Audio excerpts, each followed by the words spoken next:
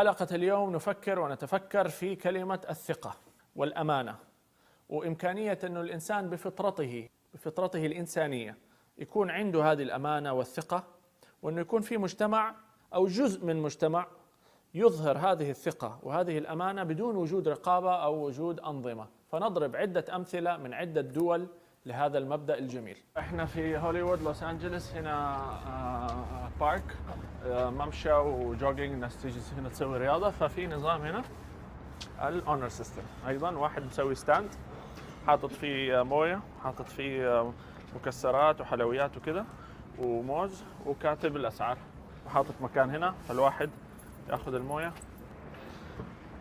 يحط الدولار وينطلق بدون وجود أي بياع أو أي أحد يعني يتابع أمره.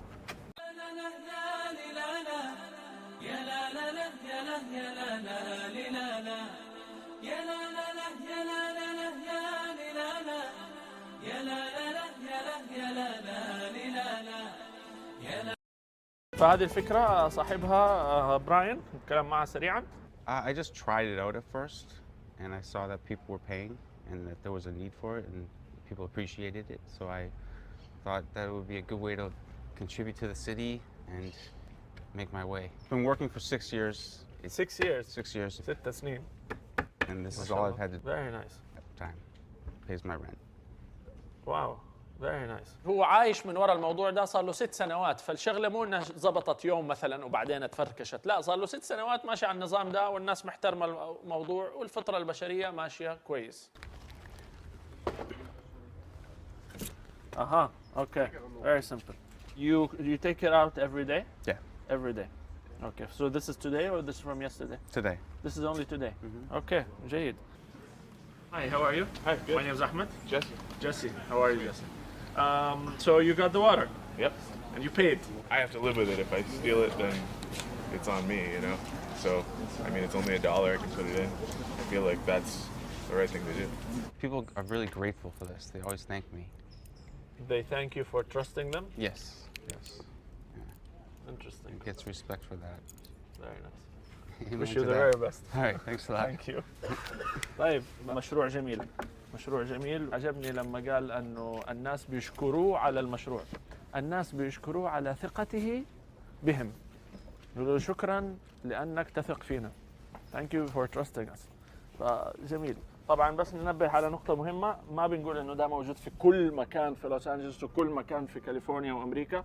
في أماكن محددة موجود السيستم ده ليظهر إنه بعض الناس في مناطق معينة فيها خير إذا أعطوا الثقة المطلوبة. أيضا موضوع الأمانة في مستويات في موضوع الثقة، فنجد شيء بسيط زي شراء الجرائد مثلا في البلاد الغربية، ففي نيوز بيبر ستاندز موجودة تلاقيها مثلا في أمريكا. إحنا في لوس أنجلوس هوليوود بوليفارد، ومن ضمن الأمور هنا الواحد ماشي عاملين نظام الجرائد.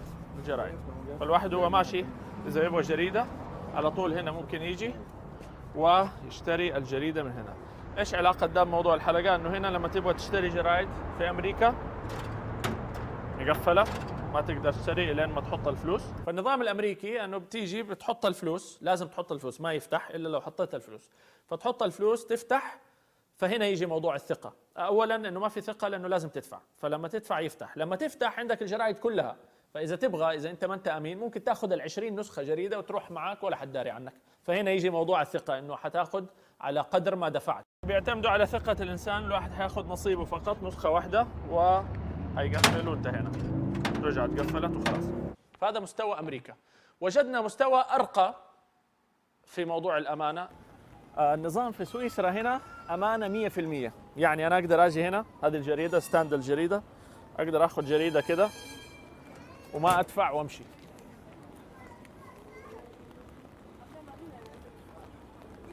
ولا حد داري عنك، انتهينا، اخذت الجريده ببلاش بدون ما تدفع، فاتحينها.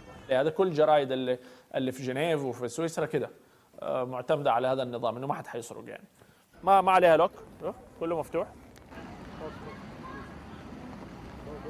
وهذه ما هي جرايد ببلاش، ما هي جرايد مجانيه، جرايد بفلوس، ما عليها لوك، ولكن معتمدين على امانه الناس، انه ممكن خلاص من نفسه هيحط 3 فرنك ثمن هذه الجريدة ويأخذها بأمانة. فهذا نظام الثقة اللي هو 100%. أمريكا كان 50%، هنا 100%.